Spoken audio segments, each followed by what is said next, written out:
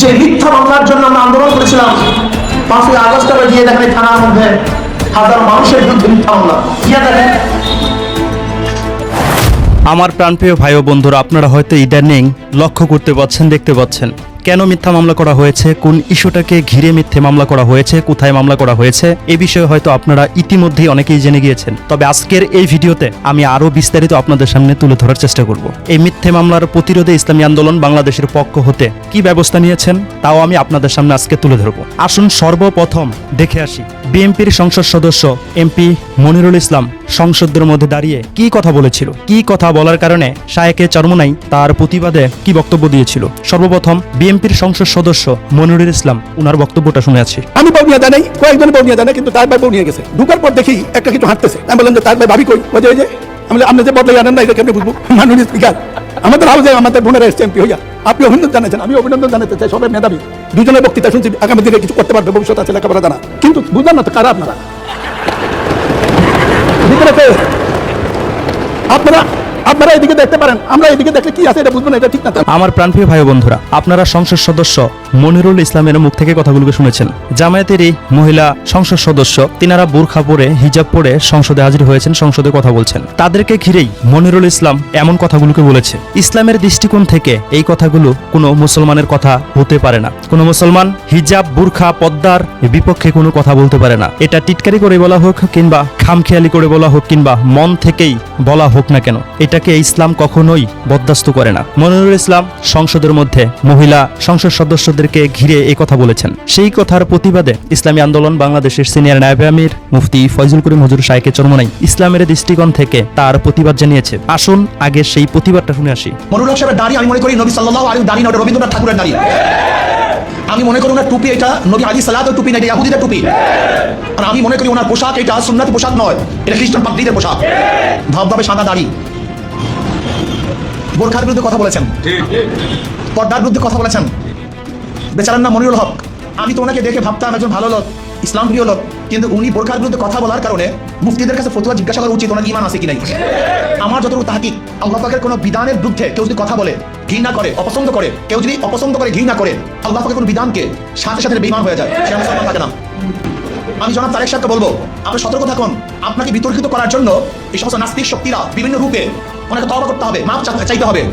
যদি উনি তওবা না করেন, মাপ না চান, তাহলে বাংলাদেশের মুসলমান ওনাকে কোনো অবস্থায় ছাড়বে না। আমার প্রাণপ্রিয় ভাই ও বন্ধুরা, আপনারা হয়তো মুফতি ফয়জুল করিম হুজুর শায়েকে চরমোনাইয়ের প্রতিবাদী সেই কথাগুলোকে শুনেছেন। বিএনপির সংসদ সদস্য মনিরুল ইসলাম সংসদে হিজাব বুরখার বিপক্ষে কথা বলায় ইসলামী আন্দোলন বাংলাদেশের সিনিয়র নায়েবে আমির মুফতি ফয়জুল করিম হুজুর প্রতিবাদ জানিয়েছে, ইসলামের দৃষ্টিকোণ থেকে প্রতিবাদ জানিয়েছে।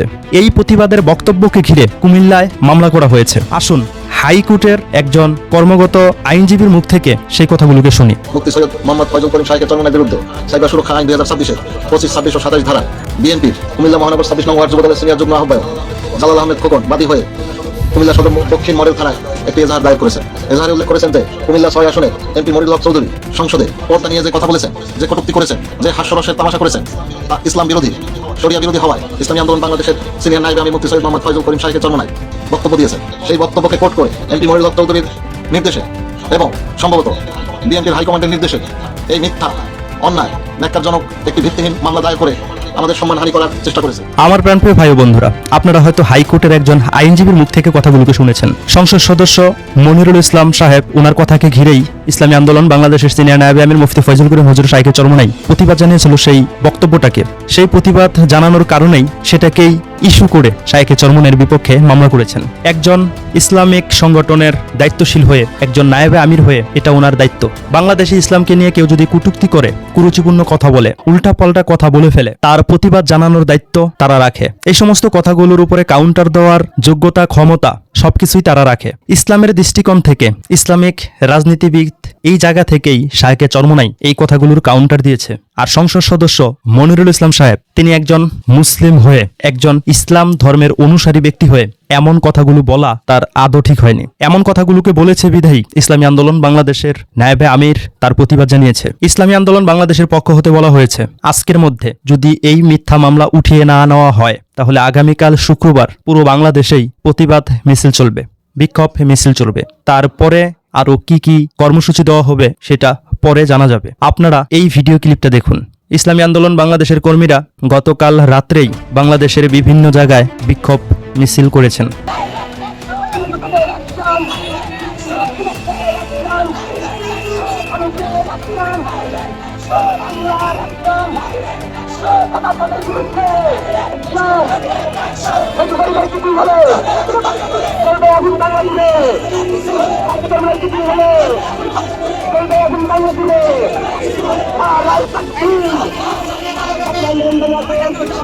আমার প্রাণপ্রিয় ভাই ও বন্ধুরা, আপনারা হয়তো এই প্রতিবাদ মিছিলটা দেখেছেন। এখন কথা হচ্ছে 92% মুসলমানের রাষ্ট্রে একজন সংসদ সদস্য পদ্মার বিপক্ষে কথা বলেছেন, এমনকি তিনিও একজন মুসলমান। ওনার মুখেও দাঁড়িয়ে আছে, মাথায় টুপি আছে, দেখে একজন আলেম, দিনদার, ফরেজগার, মুত্তাকি মানুষ বলে মনে হয়। এমনও হতে পারে সেই কথাটা তার স্লিপ অফ টান হয়েছে, কিন্তু সেই ইস্যু চলে গিয়েছে বেশ কিছুদিন হয়েছে। সেটাকেই কেন্দ্র করে মুফতি ফয়জুল করিম হুজুর শাইখে চরমনের নামে মিথ্যা মামলা করা হয়েছে। একজন মুসলমান হয়ে, একজন আলেম হয়ে সেই কথাগুলোর কাউন্টার কি তিনি দিবেন না? আর সেই কথাগুলোর কাউন্টার দেওয়ার কারণে, সেই কথাগুলোকে তুলে ধরার কারণে কি ওনার নামে মামলা করতে হবে? মামলার প্রতিবাদে ইসলামী আন্দোলন বাংলাদেশ কর্মসূচি জানিয়েছে, যদি আজকের মধ্যে এই মামলা প্রত্যাহার করা না হয় তাহলে পুরো বাংলাদেশে শুক্রবারে প্রতিবাদ মিছিল চলবে, তারপরে পর্যায়ক্রমে আরো কর্মসূচি দিতে পারে। ভুলে গেলে চলবে না, ইসলামী আন্দোলন বাংলাদেশ তারা কাউকে পরোয়া করে না ইসলামের দিক থেকে। আওয়ামী লীগ সরকার বাংলাদেশে থাকাকালীন অবস্থায় তাদেরকে কিন্তু ছাড় দিয়ে কথা বলেননি ইসলামী আন্দোলন বাংলাদেশের পক্ষ হতে। মুফতি ফয়জুল করিম হুজুর শাইখে চরমনাই, শেখ হাসিনা কেউ কিন্তু ছাড় দিয়ে কথা বলেননি।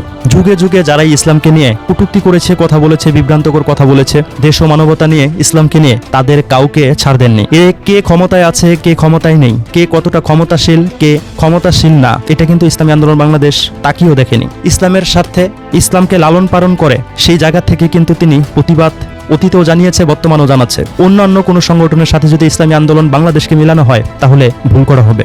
ইসলামী আন্দোলন বাংলাদেশের কর্মী অন্যান্য সংগঠনের মতো না। ইসলামী আন্দোলন বাংলাদেশের কর্মীরা ইসলাম রক্ষার স্বার্থে, ওলামাই কেরামের স্বার্থে, দেশের স্বার্থে, ইসলামের স্বার্থে কাফনের কাপড় পরে ময়দানে নামতে পারে। ইসলামী আন্দোলন বাংলাদেশের কর্মীরা মনে প্রাণে বিশ্বাস করে গাড়ির নিচে পড়ে হলেও ইন্তেকাল করতে হবে, প্রাণ হারাতে হবে, গাছের নিচে পড়ে হলেও ইন্তেকাল করতে হবে, প্রাণ হারাতে হবে, বাতাসে হলেও প্রাণ হারাতে হবে, যে কোনো ভাবেই এই দেহ থেকে পরাণ পাখি উড়ে যাবে, থাকবে না এই দেহের মধ্যে পরাণ, এই দুনিয়ার থেকে বিদায় নিতে হবে যেভাবেই হোক না কেন। ইসলামী আন্দোলন বাংলাদেশের কর্মীদের এটাই চিন্তা ভাবনা, দুনিয়ার থেকে চলে যেতেই হবে, এই দুনিয়া থাকার কোনো জায়গা না। তো ইসলামী আন্দোলন বাংলাদেশকে নিয়ে মিথ্যা মামলা দেওয়া, মিথ্যা তহমাত দেওয়া, এগুলোর থেকে নিজেকে দূরে সরিয়ে রাখাটা বুদ্ধিমানের কাজ। কারণ ইসলামী আন্দোলন বাংলাদেশের কোনো কর্মী নিজেকে নিয়ে ভয় পায় না, নিজেকে নিয়ে পরোয়া করে না। কারণ ইসলামী আন্দোলন বাংলাদেশের কর্মীরা বিশ্বাস করে আল্লাহর দেয়া জীবন, আল্লাহর দেয়া হায়াত আল্লাহর রাস্তায় ব্যয় করতে হবে, যে কোনো ভাবে দুনিয়া থেকে বিদায় নিতে হবে। কারণ দুনিয়াতে টিকে থাকার কোনো জায়গা এটা না। সত্য কথা বলে, প্রতিবাদ জানিয়ে তারা সব সময় কর্মসূচি দিয়ে যাবে, তারা সব সময় সত্যের পথে থাকবে। কে কি বললো, কে কি বলছে, কে ক্ষমতায় আছে, কে ক্ষমতায় নেই, এগুলো ইসলামী আন্দোলন বাংলাদেশ পরোয়া করে না। ইসলামী আন্দোলন বাংলাদেশের কর্মীরা রাজপথে কাফনের কাপড় নিয়ে নেমে যায়। কাজেই তাদেরকে মৃত্যুর ভয় দেখিয়ে, হামলা মামলার ভয় দেখিয়ে, এটা সেটা করে ফেলবে, এই সমস্ত ভয় দেখিয়ে ইসলামী আন্দোলন বাংলাদেশের কর্মীদেরকে লাভ নেই। ইসলামী আন্দোলন বাংলাদেশের কর্মীরা বিশ্বাস করে যে কোনো ভাবেই তার প্রাণ হারাতে হবে, এই দুনিয়া থেকে চলে যেতে হবেই হবে। কাজেই ইসলামের পথে ইসলামী আন্দোলন বাংলাদেশের সৈনিকেরা অটল আছে, অটল ছিল, অটল থাকবে। আল্লাহর এই জমিনে ইসলামকে নিয়ে যেই কটূক্তি করুক না কেন, দেশকে নিয়ে যেই ষড়যন্ত্র করুক না কেন, আল্লাহ পাক রব্বুল আলামিনের কোনো বিধানকে নিয়ে যে কোনো মানুষই কুরুচিপূর্ণ কথা বলবে, তার প্রতিবাদে ইসলামী আন্দোলন বাংলাদেশ এগিয়ে থাকবেই, প্রতিবাদ জানাবে। এতে কি হবে না হবে এটা ইসলামী আন্দোলন বাংলাদেশের নেতা কর্মী কেউ জানে না। আমরা চাই 92% মুসলমানের দেশে ইসলামকে নিয়ে কেউ যেন কটূক্তি না করে। আর যদি কটূক্তি করে থাকে, সে ক্ষমতাশীল সংগঠনের মানুষ হোক কিংবা ক্ষমতাশীল সংগঠনের মানুষ নাই হোক, সে হিন্দু হোক, বৌদ্ধ হোক, খ্রিস্টান হোক, সে যে কোনো ধর্মের অনুসারী হোক না কেন, ইসলামকে নিয়ে কটূক্তি করলে ইসলামী আন্দোলন বাংলাদেশের সৈনিকেরা, ইসলামী আন্দোলন বাংলাদেশের কর্মীরা, ইসলামী আন্দোলন বাংলাদেশের নেতা কর্মীরা কেউ চুপ থাকবে না, তার প্রতিবাদ জানাবে। ইসলামী আন্দোলন বাংলাদেশ জিন্দাবাদ।